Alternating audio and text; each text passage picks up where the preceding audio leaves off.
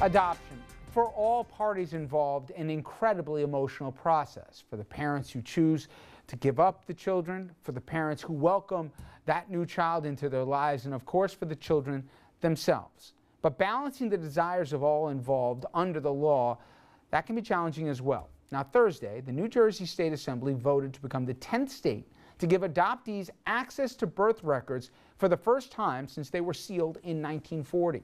The bill passed by a 57-18 vote, and Governor Christie, he is expected to sign it on Tuesday. Now, some birth parents would have till the end of 2016 to request that their names be removed from the information given to adopted children. So there's a bit of a grandfather clause, but come 2016, there is no such condition. And you can understand, obviously, just curiosity of the child. What about medical histories, a bone marrow transplant, all those practical reasons. But there are questions about whether that would include enough information to help the children find those birth parents, even if the parents don't want to be found. Now, in a statement, the New Jersey Coalition for Adoption Reform and Education said, quote, "We are already hearing from adopted people who are so happy to know that they'll be able to hold a copy of their own birth certificate in their hands in early 2017.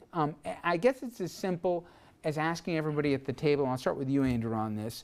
If you were in the assembly, how would you vote? I don't think there's a right or a wrong one on this. I understand both sides of the argument, but if you had to decide one way or the other, how would you go? I think, for me, it would hinge on the protection for the parents who gave up the children, because there are so many reasons for wanting to give up a child to adoption, and most of them are incredibly difficult and incredibly painful.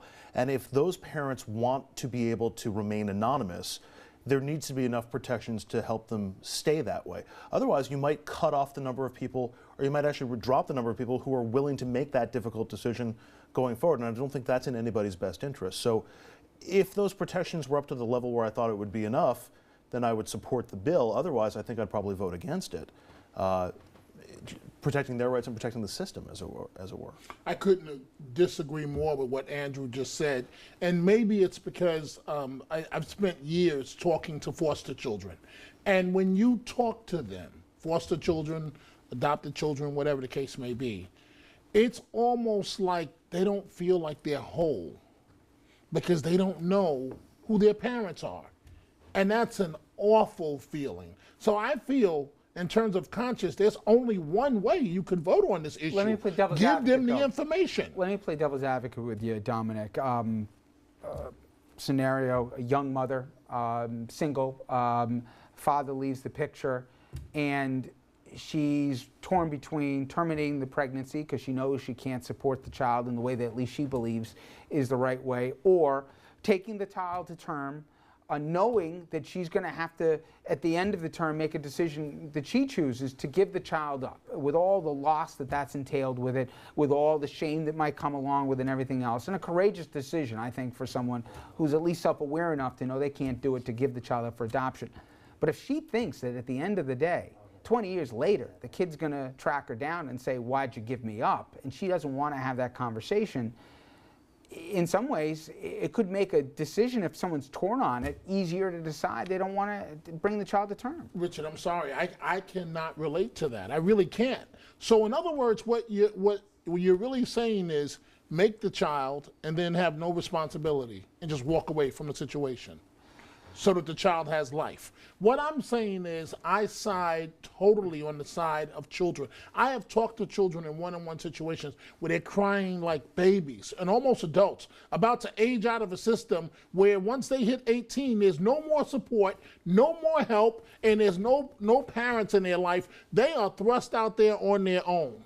And what they often say is, "I just want to know who my mother was or who my father was." What do you think, Someone? Well, I think there's two other points we're missing. One, I'm a sponsor of a bill in New York that does a similar thing, maybe not identical.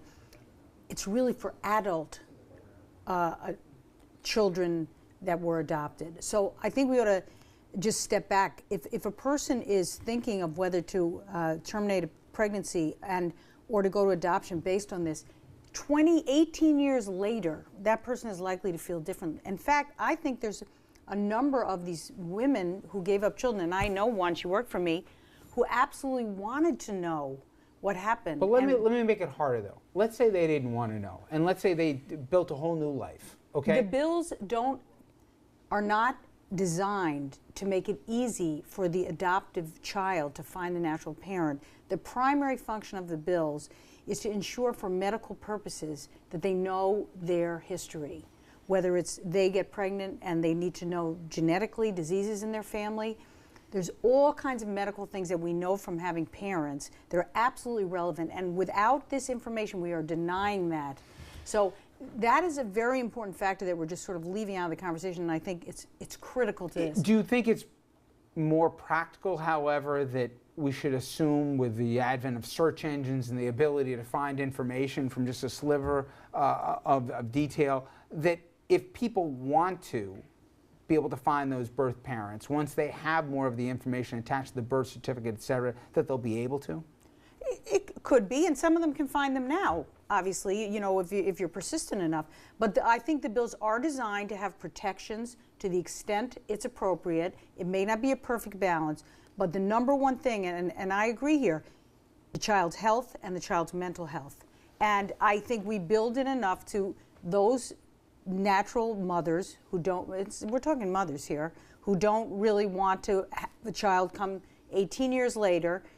There's some protections built in, but they're not going to be foolproof, and they're not foolproof now. Richard, you are correct with your point. If you have a name, in this day and age with Google, you can find the person in 5 minutes. But you can't find the birth certificate. Interesting case. And do you think in New York, assuming, I know nothing's identical, but if it's very similar, do you think it'll also pass? I'm not confident it'll move this year, but there's a tremendous movement of the adoptee community and the foster child community to have access for both mental and physical health reasons. And I think there's a lot of people who feel like the time has come. And New Jersey, to their credit, they're a step ahead of us. Very interesting. We're going to follow this. Obviously, next week, the governor, as we said, expected to sign this in New Jersey on Tuesday. And as you heard from the Assemblywoman, its day will come one time, probably sooner than later, in Albany as well. Okay. When we come back here, some news on the NBA front. I'm not talking about the playoffs. Of course, the story that seemed to dominate the postseason was that of the LA Clippers and this man, its owner, Donald Sterling. Well, news coming down here, surprising many. He now apparently is willing to sell. He basically putting it in the hands of his wife, the negotiations. We'll have the details on that after this.